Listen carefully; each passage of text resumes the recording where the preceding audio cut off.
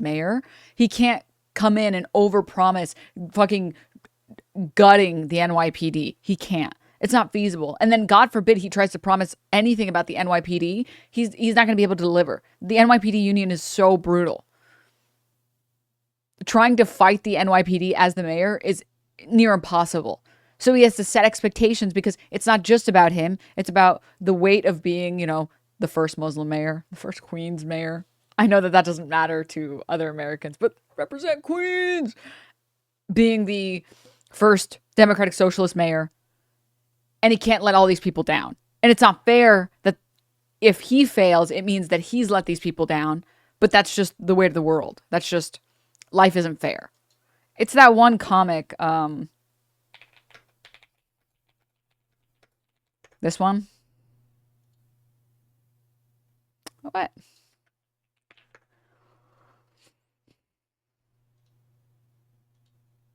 Evergreen. Unfortunately, evergreen. Wow, you suck at math. Wow, girls suck at math. Unfortunately, when you belong to these minorities and you belong to these groups, you become representative of these groups, whether you want to or not. And it is your cross to bear, whether you want to or not. And life isn't fair. A lot of people don't know how bad the NYPD treated de Blasio. I think it's also like, I think genuinely, I don't blame non-New Yorkers for not knowing, but like, it is a very, very tight rope that you have to walk as a mayor with the NYPD because their union is so strong and all of the other politicians are going to fucking defend them for the rest of their lives. They will fucking fight you to the death. Yeah, you're never allowed to lash out as like a trans woman. Oh yeah, I mean, again, like any minority group, it's just only worsened if you belong to more than one minority group, and especially trans people today, where they are the go-to scapegoat for so many random fucking bullshit that's not their fault. So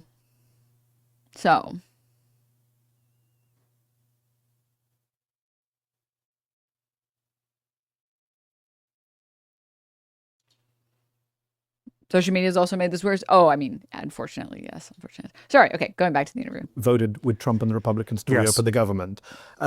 Chuck Schumer oversaw that debacle. There's some reporting. Before you keep going, Dora, can you get my phone for 1 second? I want to show you one photo. Okay. You can keep going. All right, I'll keep going. You recently spoke out against the Republicans. Chuck Schumer oversaw that debacle in the Senate. A lot of people say he was involved in the negotiating behind the scenes. A lot of people are upset with him. The polls show he's super unpopular. Is it time for Chuck Schumer to go? I think it's time for me to focus on this transition and to start delivering for New Yorkers from day one. I think I've been clear. I think it was a very bad deal. It does not make any sense to me to have fought for the extension. But you are now, sorry to break this to you, Zohran Mamdani. Oh, God. Matthew is on such a good interviewer. It's like all of us collectively chat interviewing Mamdani. But if we were like five head, you know? A prominent national Democrat. Your name is up there when people talk about Democratic leaders. So when we're talking about Chuck Schumer's effectiveness, whether he should stay in the role, people expect you to have an opinion. I can tell you the opinion of the deal. That is not a deal. How about the opinion of the Democratic Party and how it behaved? I think... disappointing? I think you cannot separate the party at large from that deal.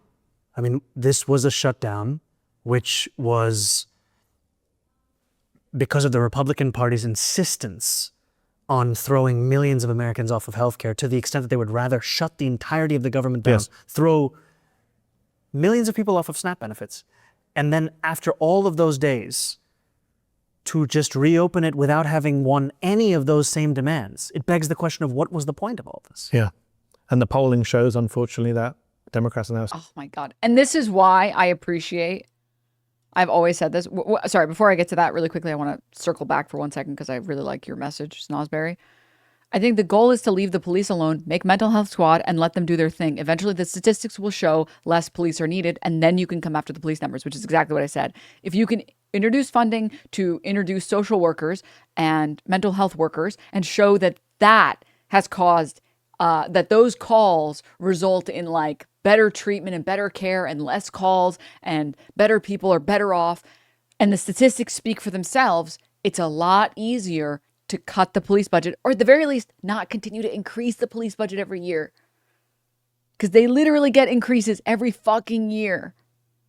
That's the goal. The goal is we put in a fraction of a fraction of a fraction of what we would normally give the police, and we had them deal with these calls. And they were way more efficient, way more cost efficient, way more humane.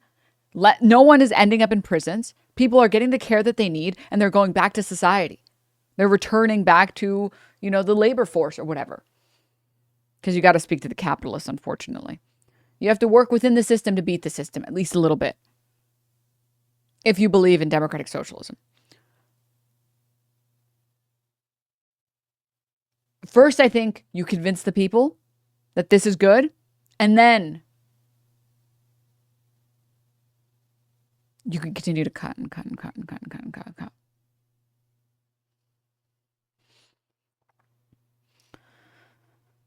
If you don't understand that that's how you do politics correctly and you expect everything to happen instantly and shit on Zohran for not being insta-marked and instantly accomplishing communism, you're just as much of a part of the problem as radlibs and dumbass conservatives. Well, yeah, it's just an ignorant perspective.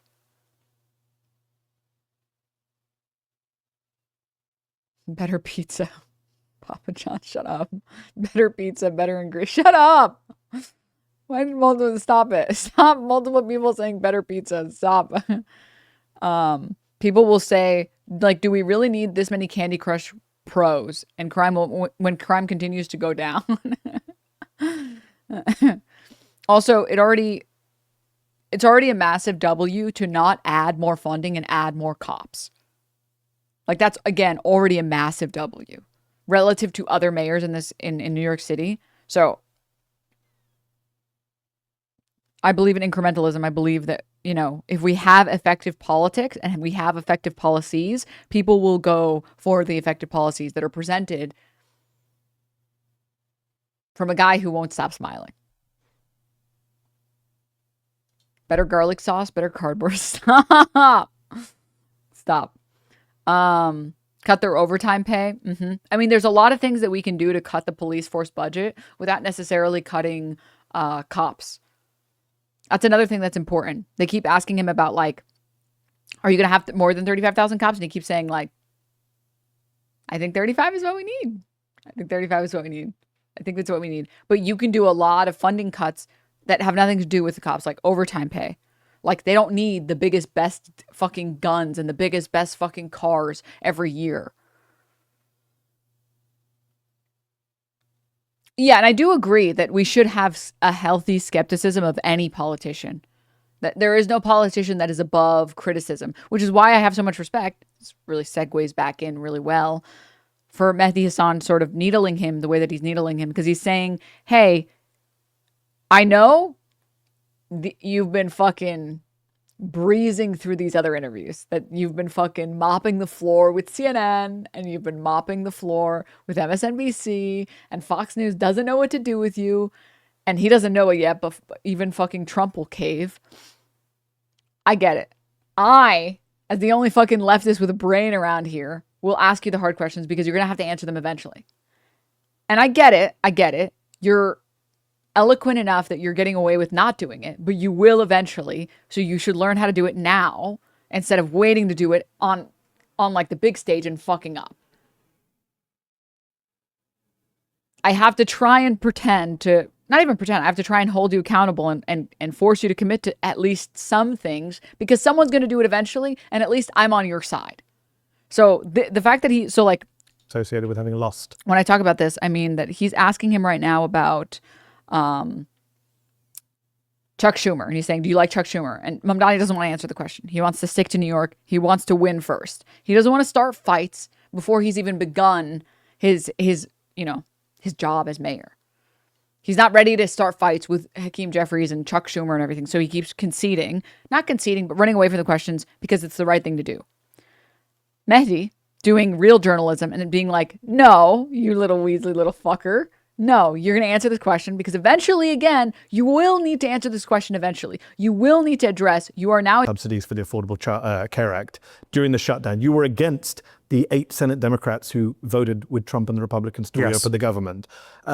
Chuck Schumer oversaw that debacle. There's some reporting. Before you keep going, Dora, can you get my phone for 1 second? I want to show you one photo. Okay. You can keep going. All right, I'll keep going. You recently spoke out against the Republicans. I'm going Chuck back to this. Schumer oversaw that debacle in the Senate. A lot of people say he was involved in the negotiating behind the scenes. A lot of people are upset with him. The polls show he's super unpopular. Is it time for Chuck Schumer to go? I think it's time for me to focus on this transition and to start delivering for New Yorkers from day one. I think I've been clear. Look at Matthew's face. He's like, no. Listen, do that on CNN, not with me. All right? You have to answer this question. I think it was a very bad deal. It does not make it. And it's literally just Mehdi's face. Like literally, you can see just his face forced Zohran to give an actual answer because he saw his face and he was like, okay, I think the deal was bad. Okay, how about that? How's that answer? He's like testing the water, you know? Any sense to me to have fought for the extension. But you of are now, healthcare sorry to break subsidies. this to you, Zohran Mamdani, you are now a prominent national Democrat. Your name is up there when people talk about... He's literally being unk right now. I'm not going to lie. Mehdi Hassan is like, he's being unk. And he's like, no. You are now a prominent leader. You don't get to dodge this.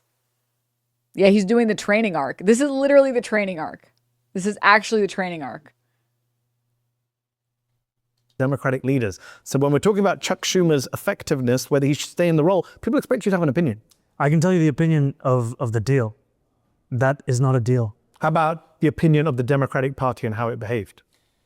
Oh, I think Disappointing? I think you cannot separate And you can see, he's even like again, if you've watched Zateo and you've watched Mehdi Hassan, he's a leftist through and through. They're on the same side. We're all on the same side here. So he's like even sort of sneakily giving him the answer. He's like, disappointing? Because you don't have to be enraged. Here, I'll throw you a bone. Go in this direction. party at large from that deal.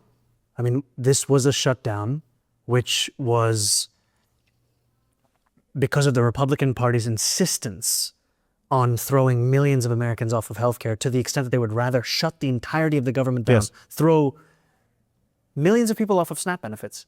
And then after all of those days, to just reopen it without having won any of those same demands, it begs the question of what was the point of all this? Yeah. And the polling shows, unfortunately, that Democrats are now associated with having lost the battle for the shutdown, having been ahead. Speaking of Democratic leadership, the New York Times recently reported that you dissuaded young progressive city council member Chi Osei from primary. Anyways, that's all I wanted to say on that. That was good. He's saying it without saying it, though. You can separate the deal from the party, which is saying it's catastrophic. Well, no, he said the opposite. He said you can't separate the party from the deal and that was a misplay. And it's pathetic. House Minority Leader Hakeem Jeffries. Is it true that you discouraged him from running? And if so, why? Many would say Hakeem Jeffries also needs primarying, not just Chuck Schumer. You know, what I've shared is that I have deep respect for what Chi has done at the city council, especially for tenants. And for those who don't know, you should look into the FAIR Act. And I believe that the most critical fight right now in delivering affordability and taking on authoritarian administration is right here in New York City. But give me 1 second. I want to show you something very quickly. Okay.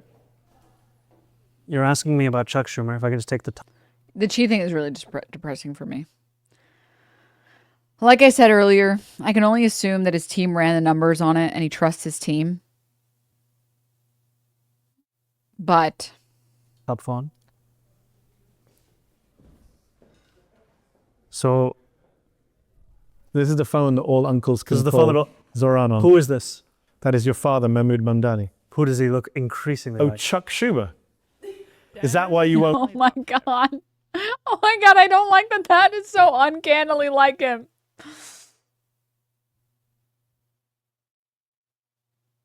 It's because she won the council seat. Zohran needs him there to support his agenda. No, I know. I just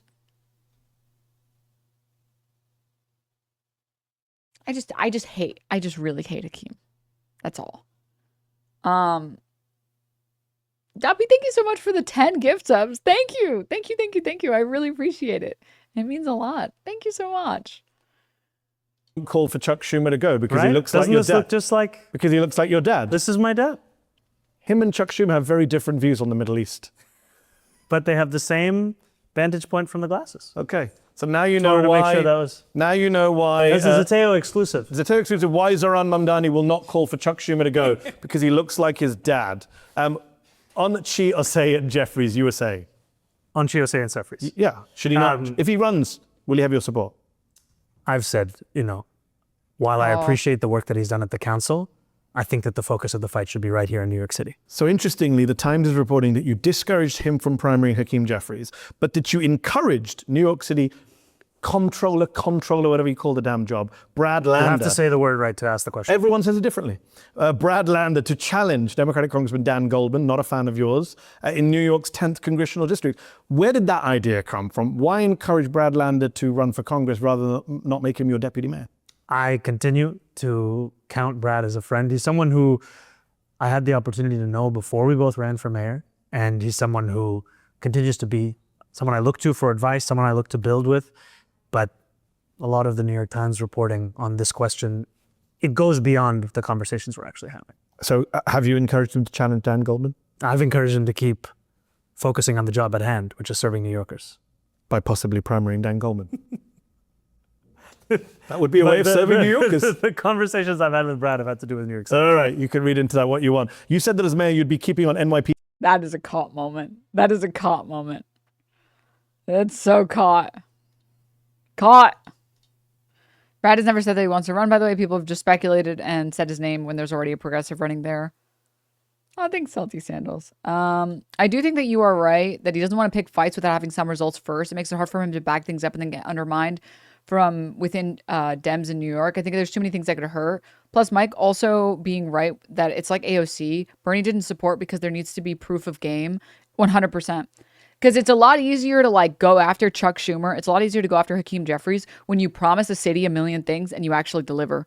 When people see the day that there are free buses in New York City, then you can go all in. You can fucking show your hand immediately. Well, no, you wouldn't. You would go all in and then show your hand. But you know what I mean? Then you can go all in. You could be like, I did what I said I was going to do. What the fuck have you done, Mr. Cuck? Mr. Chuck the Cuck? Get the fuck out. Nobody cares about you anymore. Move, bitch. Whereas right now, if he picks a lot of fights, they're going to be like, you haven't even promised anything. And then he's going to have, he needs at least some help from Hochul. He needs at least some help from the Democratic Party. Just a little. He needs to convince them that he's on their side so he can get that little smidge of help. Once he keeps his promises, he can go as hard as he wants. I think that's much more effective. That's my opinion. That he can have a full year of active policy making before he starts picking fights. They would be a thorn in his side before he's even started doing anything. Exactly. Which is it's not helpful. A tenuous coalition, temporarily useful. Precisely. That would be my guess.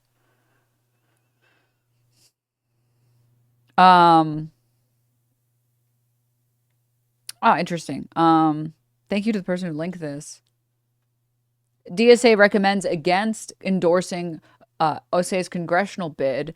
Marxist Unity, here's some direct perspectives. And then this is the Marxist Unity group, often called DSA's left wing. And it says here, why we should not endorse Chiosei. There is no compelling reason for the NYC DSA to endorse him in his attempt to unseat Hakeem Jeffries. Nevertheless, let's enumerate a few of the reasons not to endorse him. He is not a socialist. We in NYC DSA endorse with great success candidates who are socialists, who champion our project of democratic socialism. After joining NYC DSA in October of 2020, he left after only a month because as someone on the left side of the political spectrum, he did not align with our organization. Socialists are proud of being socialists and express and practice their socialism by being in socialist organizations. We can look at Zohran serving on the electoral working group organizing committee as an example of what a socialist cadre candidate looks like. He is an opportunist. Whoa, I haven't read these pieces. He rejoined. So this is the other thing as well, right? The most important thing because I haven't done a whole lot of research on Chiosei. I think a big part of it for me, that I think a lot of people agree with, is that Hakeem Jeffries is just so fucking awful in every single fucking way. It's just anyone feels like they'd be better. And I'm sure Chiosei would be better. But let me talk about a couple of things first. One, this goes back to what I was saying earlier, that like, I completely believe that Zohran said immediately to the question, would you support Hakeem Jeffries as a speaker? He responded immediately, yes, because he knows he'd make a fool of himself and he knows he'd become even more hated. He's already hated in the Democratic Party. He's already seen as incompetent. God forbid he's speaker. God forbid, dude. Holy shit. Oh man, that would be even worse. So there's another factor at play here, which is if you aren't willing to, I'm trying to think of a good analogy. It's hard to think of one. Sort of like I'm like blanking on his name. Super pro-Israel AIPAC shill went on Adam Friedland. Made himself look like a fucking fool. His name. How did we forget his name? Richie Torres. Thank you. Richie Torres was able to do what he did because he never committed to a position that closed doors for him. You want politicians that close doors for themselves, making it impossible for them to grift. The fact that Mamdani bravely said, I will arrest Bibi Netanyahu. He has pretty much permanently closed, locked, and shut the door for AIPAC money. That door is gone. Dickhead Torres, get it right? My bad, you're right. He is showing AIPAC, do not give me money. I will not accept your money. And those are the type of candidates we absolutely should support. Candidates that they themselves close certain doors, ensuring that they can't become corrupt. Once they've committed to these positions, it's not as easy to uncommit to those positions. So this makes a lot of sense. Again, I didn't do that much research into Chiosei, which is why I wasn't saying, I think I'm going to trust this team here, considering how many great decisions they've done so far. So it makes sense also why the DSA wouldn't want to endorse a non-socialist candidate. Means Democratic Social, obviously. Zohran, Hamas, Mamdani, shut up. Also, Yimby is crazy. All right. A member statement. Socialist Majority Caucus. Let's see these pieces as well. This week, NYC DSA will be considering an endorsement of Chiosei city councilman representing the 36th district in Brooklyn. This would be their biggest endorsement since last October when we decided to back a then little-known state assemblyman named Zohran Mamdani for mayor. That endorsement showed our organization was ready to meet the political moment in New York City. I'm like trying to skip ahead a little bit.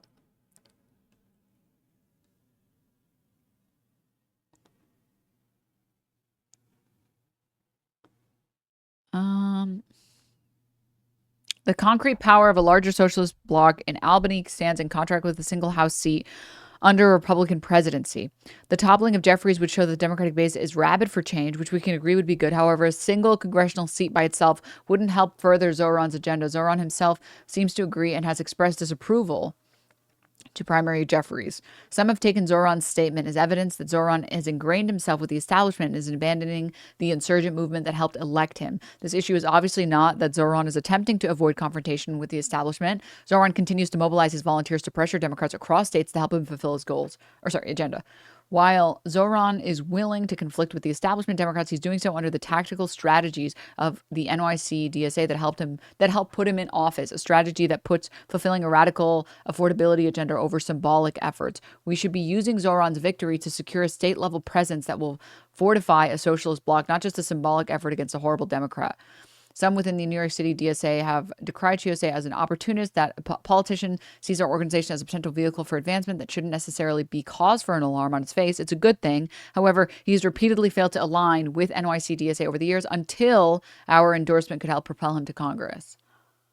When given the chance to endorse Jan Huntley for state assembly in 2024 against an opponent backed by real estate and pro-Israel lobby, he decided to stay silent. He sought and didn't get DSA endorsements back in 2020 during his initial city council run.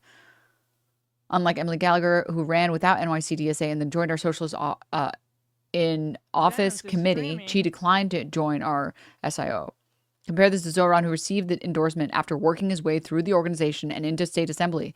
Zohran built the trust for us to take a leap of faith in endorsing him for mayor. She has not built that same level of internal commitment. And the internal commitment is important, right? This goes back to what I was saying before about like even something as small as decrying Bibi Netanyahu as a war criminal and calling Israel out for their genocide. That alone, that when a candidate is brave enough to say something like that and close the door to all AIPAC money, they cannot become beholden to AIPAC.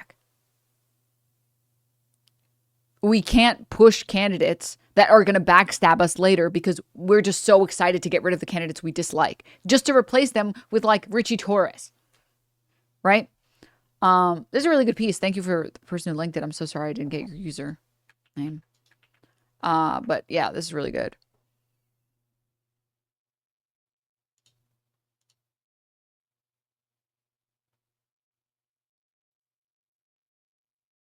This is a good article that Mike had linked as well. Endorsed Chi, build socialism and respond to Comrade Grace. As we approach the endorsement vote on NY8, we offer a camaraderie critique of co-chair Grace's argument against running Chiose. We believe that this argument relies on a series of assumptions that do not fit the current political reality. Assumption 1, we shouldn't run a race with such long odds. Oh yeah, I mean, I agree. I think that that's nonsensical. Okay, continuing. Assumption 2, a Jeffries primary will distract from winning Zohran's agenda. Sorry, let me go back really quickly. They said that the response is to Grace. Is this one or is it a different one? Isn't it an early one? No. No. No. Where is it? Oh, maybe it's here.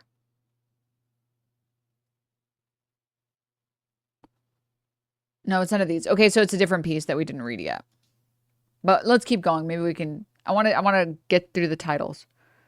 Running Chi is too big of a risk for a project. I mean, okay, so these are different points.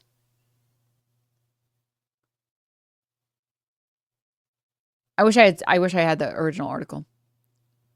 Oh, it's linked on top of the groundwork article? Oh, okay. Sorry, you're right. I don't know how I missed that.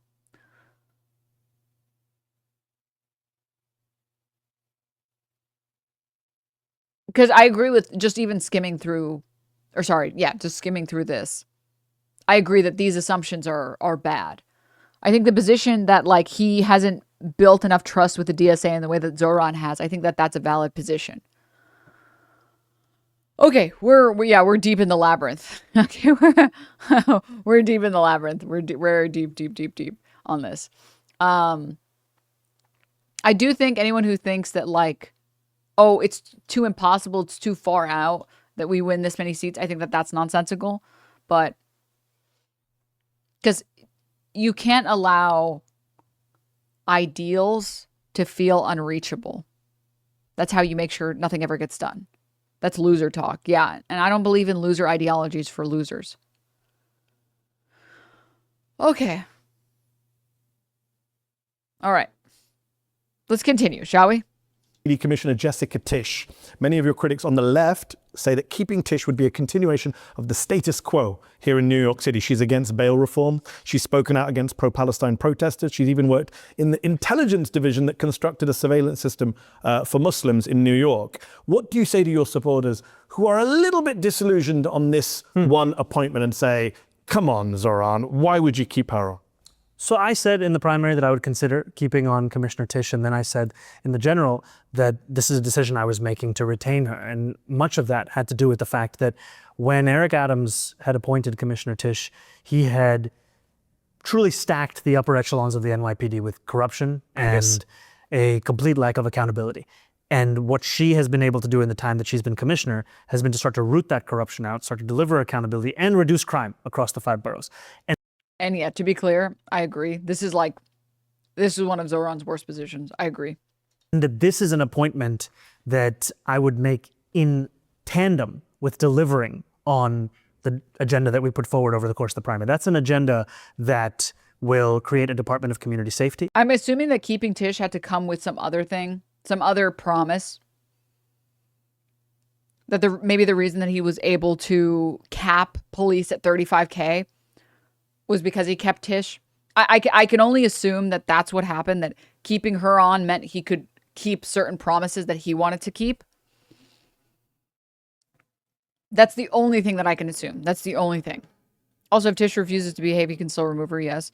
I mean, yeah, I'm pretty sure he can just drop her later. But I'm going to guess that it was a strategic move. It just sucks, because, like, but who the fuck would ever fill that job that wouldn't be a piece of shit? Yep. That is an agenda that will ensure that we are dismantling the strategic response group as the way the NYPD responds to protests. And it's an agenda that understands that safety and justice have to be delivered together. This is a decision that fulfills and then develops. Are you planning on expanding the size of the New York Police Department? No, I've said that the number of police officers that the department has is a sufficient number. The most important thing is that we only ask those officers to do the work of policing, as opposed to now, we're asking them to also take on the homelessness crisis, the mental health crisis, so many different examples of the failures of the social safety net.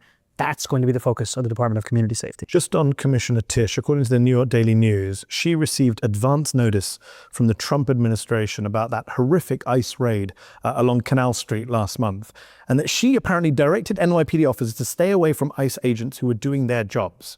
Has that changed your view of her at all? And will that kind of thing be happening next year on your watch as well? What I will make clear as the leader of the city is that the days of a mayor going on national television and opening the door to civil immigration enforcement, as Mayor Adams did, those days are coming to an end. The NYPD is not going to assist ICE in their operations, and we are going to fulfill the laws of our city and our state, not violate them. So just to be clear, if a Canal Street happened again, the NYPD commissioner on your watch would not be directing NYPD officers to stay out of it and let ICE do whatever they want?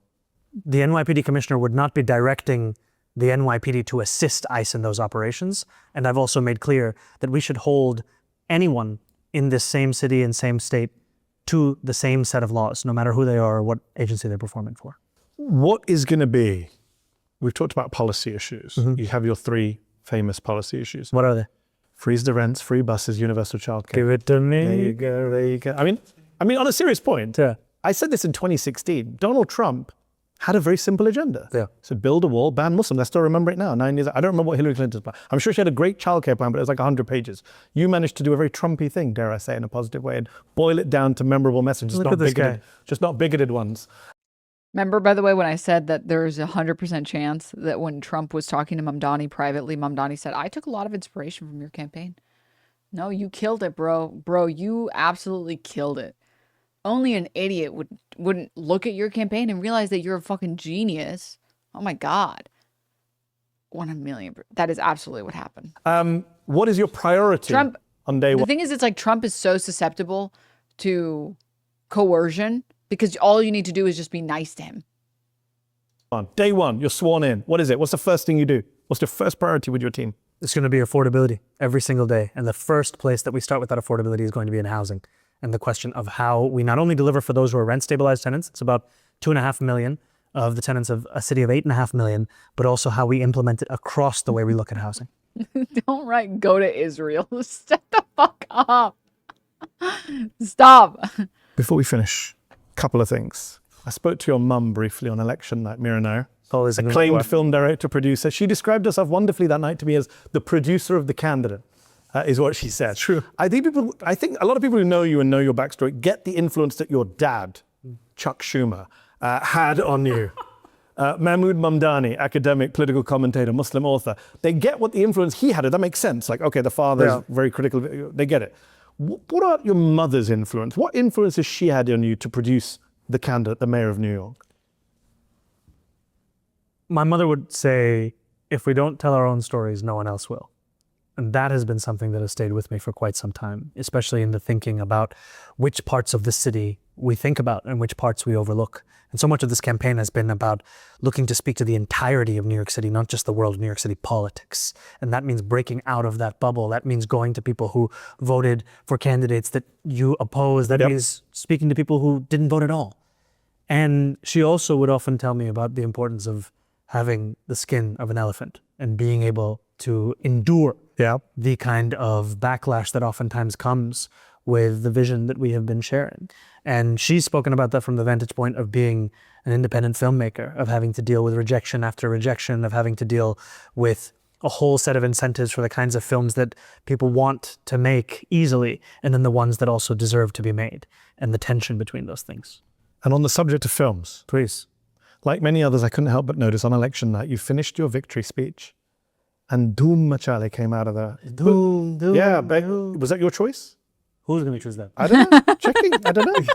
Okay. Yes, that was that's you. my choice. That was from the hit. A lot of things I'll give credit to the team. This is me. So hit two. Well, you may regret that in a moment. That's from the hit 2004 Bollywood action thriller Doom.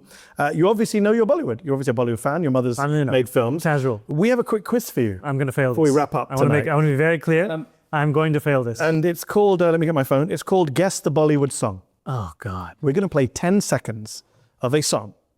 Just music. Is this going to be selectively edited to help me? No. Okay. We're going to play 10 seconds and you are going to try and identify the song. It's very easy. I chose all easy ones just for you. So here we go. We ready? Here we go. Fox News would never do this to me. Fox News don't know what Bollywood is. Here we go.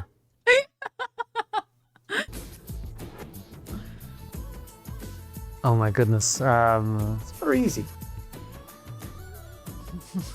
I don't know. Don't ask me. Chaya. There you go. Chaya from Dilse, 1998. How old were you in 1998? Okay. I don't know, Just 'cause you're focus in the on songs. songs. Okay, next song. Here we go. You ready? Ready? One for one. One for How one. many are we doing? 5. Here we go. I'm going to lose the whole first titles. That brain whirring. What year was this from? This film is 2012. 2012? Yeah. You're like, I should know this. Yeah. But you were so busy looking at rent-freeze policies. What is this? This is Radha from Student of the Year, Alia Bhatt. I haven't seen Student of the Year, but I do love Ali Bhatt. Okay, so that's one. Have you seen Student of the Year 2? I have not. Well, that says a lot about you. Okay. I'm not the one losing in this quiz right now. Here I'm we 1 go. for 1. And 1 for 2, I'm But this is a batting. very easy one. Here we go. 500.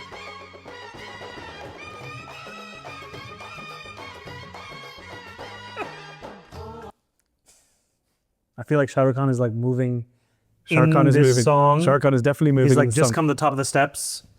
Yeah. He's like this. So you're buying time, but you don't know the name of the song. Buying time. It's Mehendi Laga Ke Rakhna from DDLJ. my How can you not get DDLJ? I thought you could give me a little more time and get into some lyrics. No, there's no lyrics. Okay. It's beautifully done. Do you know who's a fan of DDLJ I discovered recently? Who? Ilhan Omar. Congresswoman Omar's big Bollywood Should have had call a friend. should have called a friend. Okay, here we go. 1 out of 3. So you're now losing. Here we go. This is an easy one. This is a very Not easy. losing. Oh my God. Okay. Come on, bro. This Come is- on. One of 2 songs that I always confuse. I'll give you 2 guesses since you're losing. Where's the Party Tonight? Or Nope. It's the Time to Disco. Yes, Okay. correct. I'll give you. Yeah. That's you're 2 for 2. It's a score. It's a draw right now. Okay. 2 right, 2 wrong. You got to get This this is the one. final one. This is the final one. It's actually made it more tense. Can you just play It's Time to Disco one more time? Yeah, sure. I do it to make you feel song. better. Get you in the mood for Just- getting it right. Because if you get this one, Great. you've made it very unnecessarily tense now. Here we go. Okay, here we go. Decider. Number Final 5. over. 1 ball left. This is Aja Na Chale. Yes, it is. From Monsoon Wedding, your mother's movie. If you got that one wrong, Miranda would be very upset with Yes. her son if you got that one. Dude, he almost lost all of the aunties and uncles. I felt it. All of them. All of them were like, can I take back my vote? Can I? Wrong. I wanted to keep it close. I wanted to keep it, I wanted to make sure that engagement was high 2-1. for this section. You got it. If it was you got, all answers, it would have been you bad. got the deciding one. Final question. Who is your favorite Bollywood star? Male or female, all time? You're thinking about this like I've asked you about whether Jessica Tisch should stay on as commissioner of the NYPD. It's just who's your favorite Bollywood star? tough. I would say Shah Rukh Khan. I love Shah Rukh. I would say Shah Rukh Khan. My favorite Bollywood film might be Munna Bhai, though. Oh, Why do you say it like that? interesting. Have you seen Munna Bhai? Of course I've seen Munna Bhai. Sanjay Dutt. Yeah. Great film. That's going to make me think. Now that's going to make me think. Why you Is it picked great? that? Interesting. Because Because of the songs or because you didn't become a doctor? song. Brown guy didn't become a doctor. But you became mayor. Have you seen all the memes about how now brown people will be judged by you? Come on, beta. Zohran was mayor and I married saw by one 34. TikTok where, where a young brown guy shared a text from his mom. And she was like, you also went to Bronx Science? Why aren't you the mayor? And see, that's the other side. You're all like, what if you disappoint? Then I'll make his life easier. That's true. That's the other side of this. But you have destroyed a lot of Desi men's conversations with their parents for many years to come. Mayor-elect Mamdani, congratulations. Thank you for taking time out. If he kills it in his election cycle, oh man, this is brown on brown violence. Oh God, immigrant children everywhere will be suffering. Oh fuck, dude. Also, Dabby, thank you so much for the 5 gift subs. I'm so sorry, I just saw it now. And thank you for the tier 1. Thank you so much for the support. Everybody, if you get gift sub, you have to legally say thank you, or else I'll be sad, okay? Oh my God. That is a great consolation prize, knowing that if he fucks up completely, at least like all of the brown immigrants in this country don't have to deal with that, where they're like, listen, I could have been the mayor that failed completely, all right? Maybe I didn't become a doctor or a lawyer, but. Denims, I beg. 1 second, let me see.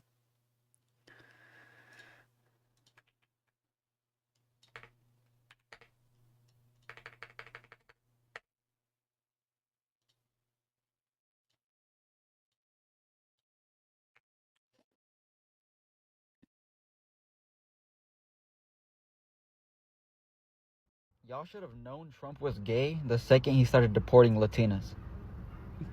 Oh my God. I mean, I knew that he wasn't straight when I saw that Rudy Giuliani motorboating video. I'm sorry. That's not what a straight 50-year-old man would do. I'm sorry.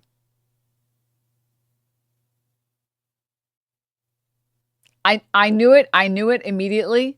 I've been known it. When you saw the what?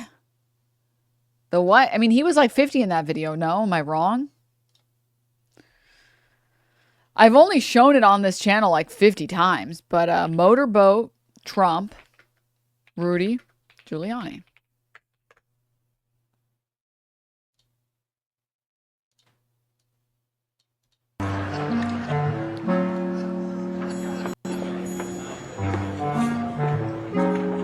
From 2000.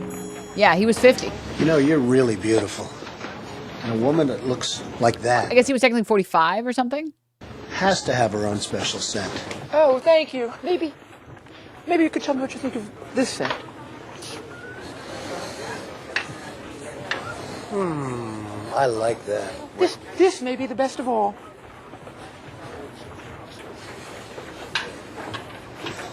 Oh, you dirty boy, you. Oh. Donald, I thought you were a gentleman. You can't say I didn't try. Mayor Giuliani, he's given away over $2 billion in corporate wealth.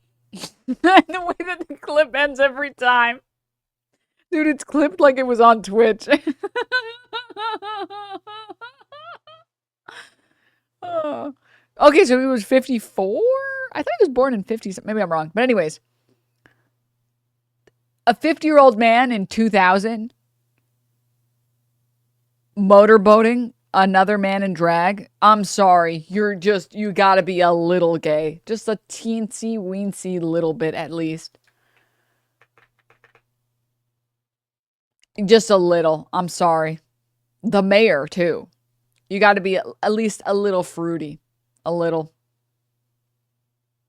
A little zesty, if you will. A little zesty, perhaps. Play it back, please. Okay.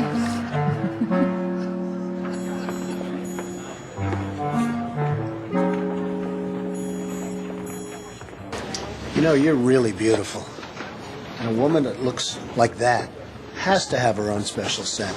Oh, thank you. Maybe you could tell me what you think of this scent. I like that. This may be the best of all.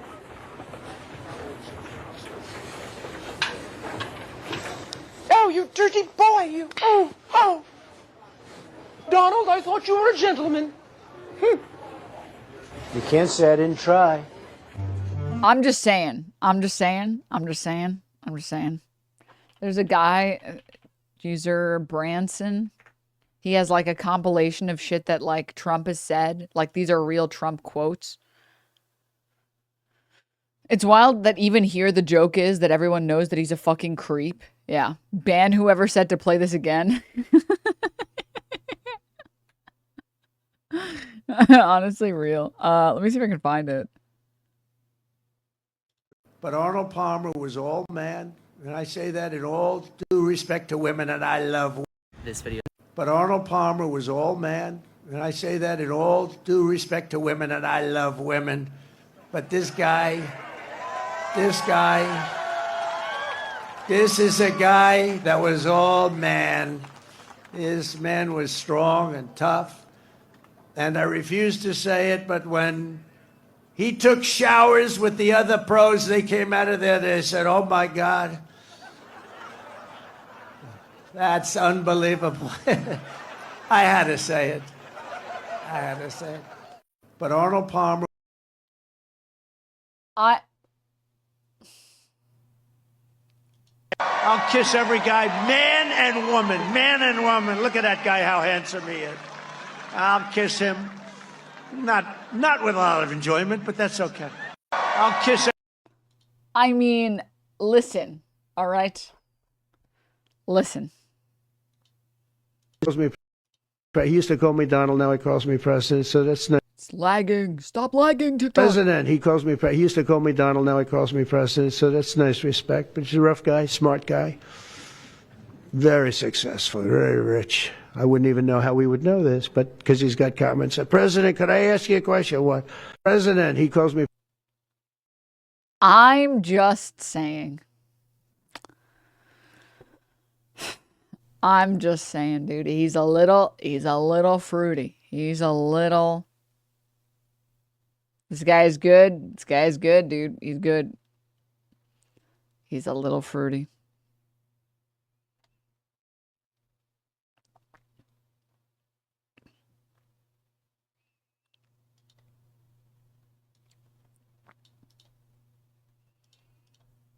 Thank you. I love you too. Thank you. Working together, and things are going good for you and for our country. Thank you. I love you too. Thank you. That's the guy, but I love him. All right? Whoever the hell you are, I love him.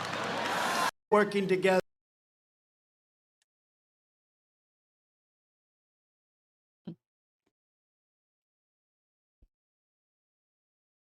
Just saying. I'm just saying. I'm not saying it, but I'm saying it. All right. All right. That's all. That's all.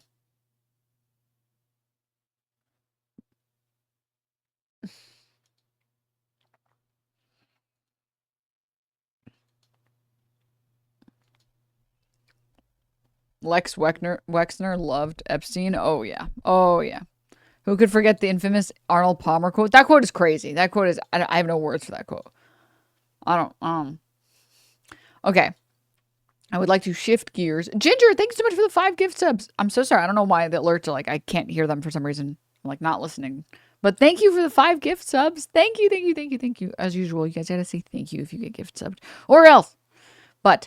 I'm going to play this. I have to go pee really badly. So I don't want to, I got to go piss, girl. But I've been wanting to watch this for over a week. Drop Site News investigates Jeffrey Epstein's ties to Israeli intelligence. I'm going to just start playing this. I have my earbud in, but. This is Democracy Now!, democracynow.org, the War and Peace Report. I'm Amy Goodman. As the House of Representatives moves closer to forcing the release of the Epstein files by the Department of Justice, we turn now to look at a new series by Drop Site News looking at Epstein's ties to Israeli intelligence and how he secretly brokered numerous deals for Israeli intelligence. On Tuesday, DropSite revealed an Israeli spy stayed for weeks at a time with Epstein in Manhattan. DropSite has also looked at Epstein's role brokering a security agreement between Israel and Mongolia, and Epstein's role in setting up a back channel between Israel and Russia on Syria. This all comes as CNN's revealed today. Epstein mentioned Donald Trump by name multiple times in private correspondence over the last 15 years, according to newly released emails from Democrats in the House Oversight Committee. CNN's reporting the emails show Epstein asserts Trump spent significant time with a woman whom oversight Democrats describe as a victim of Epstein's sex trafficking. We're joined now by DropSite's Murtaza Hussain, who's been reporting on Epstein with his colleague Ryan Grim. Murtaza, welcome back to Democracy Now! Explain what you feel the media is not covering. What is the role of Jeffrey Epstein when it comes to U.S. foreign policy? So there's been a lot of justifiable focus on Epstein's very grave crimes and facilitation of the crimes of others related to sex trafficking and sex abuse. But one critical aspect of the story has not been covered is Epstein's own relations to foreign governments, the U.S. governments, and particularly foreign intelligence agencies.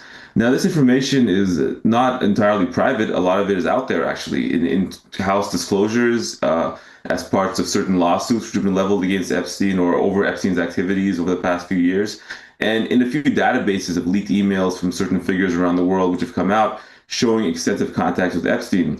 So I think that a lot of the coverage of him so far, to date at least, it's focused again on salacious details of his life and the crimes he was involved in related to minors and women. But the other aspect, the political aspect, and who he was and the role he played at this very high level, facilitating deals, interacting and liaisoning with intelligence agencies in different parts of the world, has not been covered. We don't know exactly who Epstein was specifically to be in the position to commit the crimes that he was doing. And our story is aiming to focus and shedding light upon one particular aspect, which is Epstein's extensive relationship with Israeli intelligence, U.S. intelligence, and the intelligence agency of other countries as well, too. He was a deal maker and a fixer at a very, very elite level.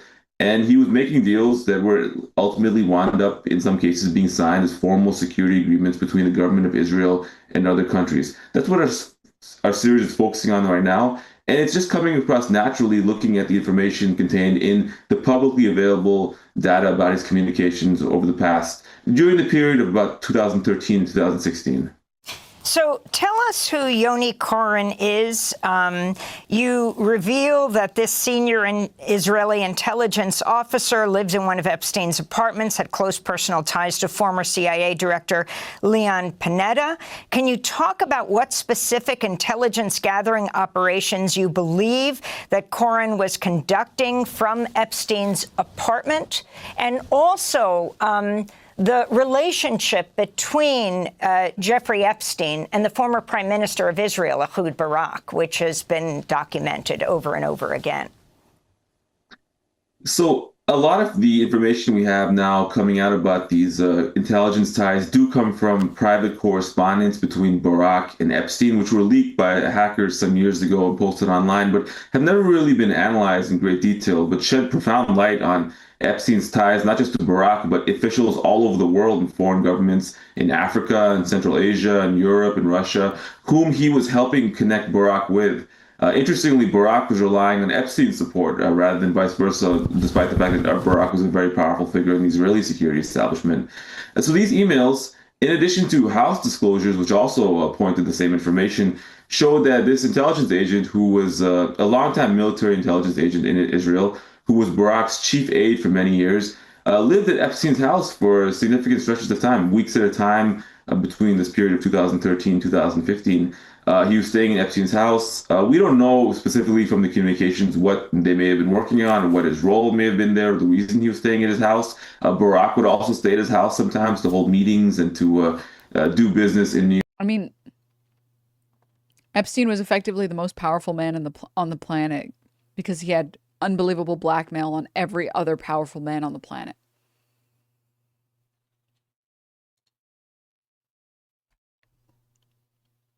No, I didn't, King Willow. Do you have like a link or something? New York, that was facilitated by that.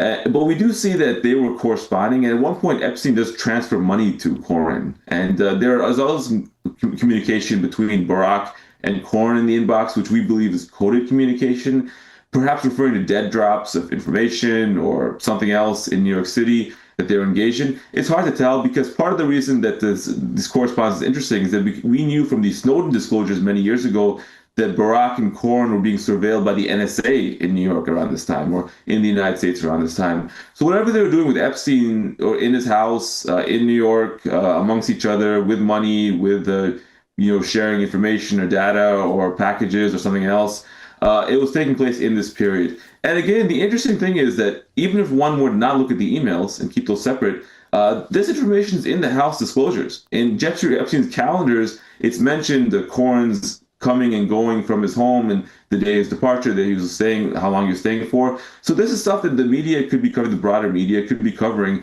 It's just escaped attention for reasons which, one can speculate, or it's hard to say exactly.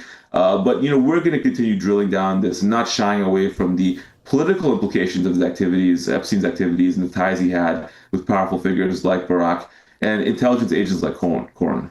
The leaked emails showed that the former prime minister, Ehud Barak, bookmarked a private initiative with Oracle. I wonder why it escaped attention. Surely it's not because anything bad about Israel ever isn't allowed to be shown on mainstream media.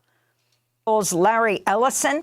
Can you talk about the significance of this initiative?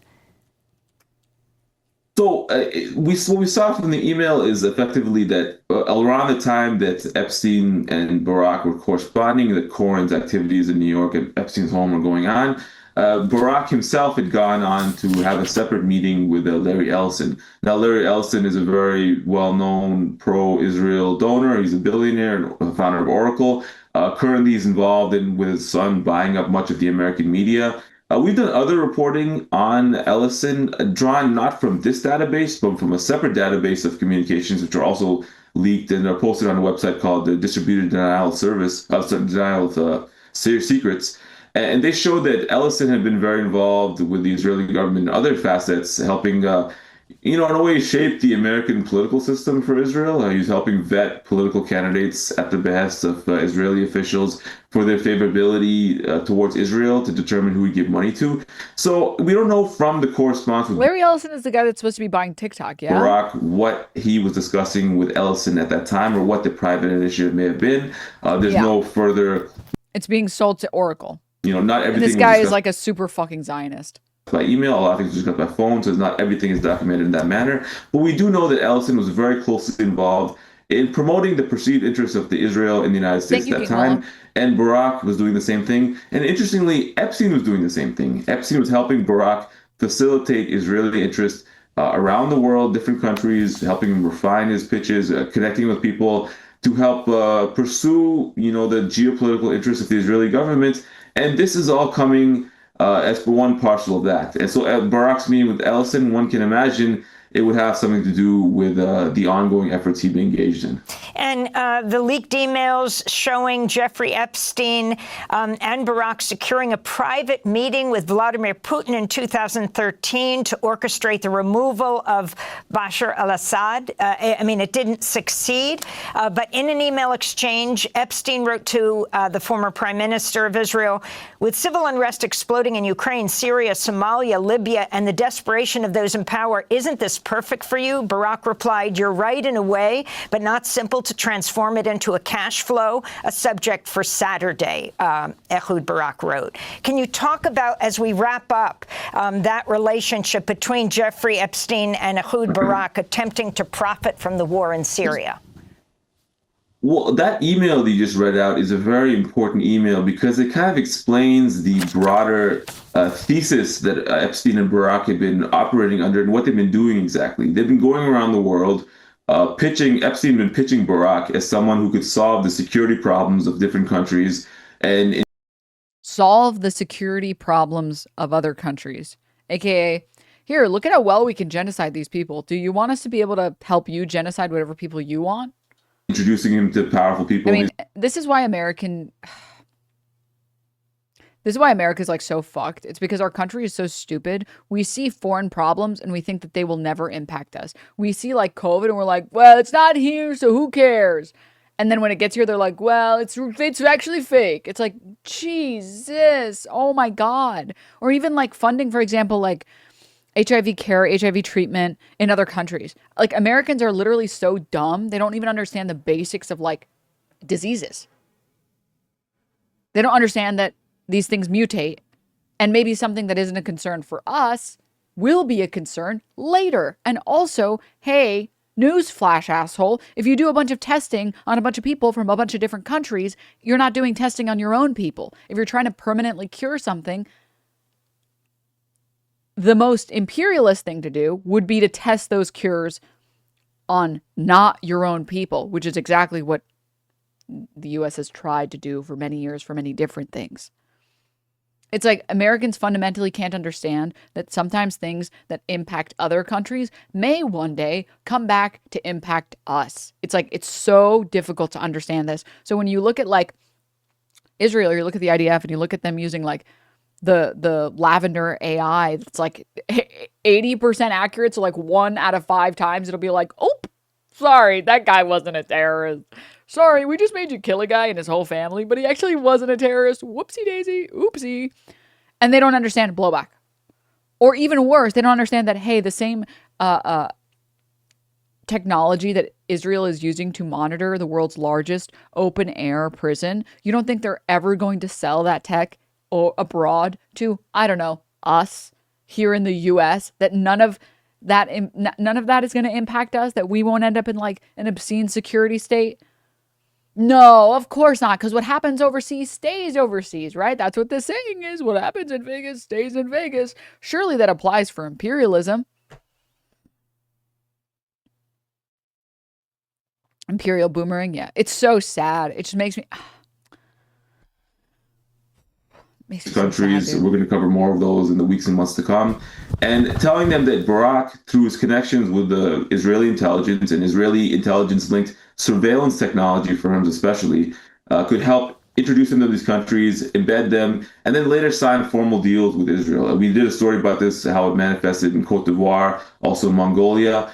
In this tie with Russia, it's very fascinating because Epstein was the one who's arranging a back channel between Barak and Putin to discuss this deal to remove Bashar al-Assad and replace him with putatively, pro-Russian dictator who Israel was also okay with. That didn't come to pass. But I think that the interactions show a tremendous access that Epstein enjoyed, not just to Israeli officials or U.S. officials, but also to Russian officials.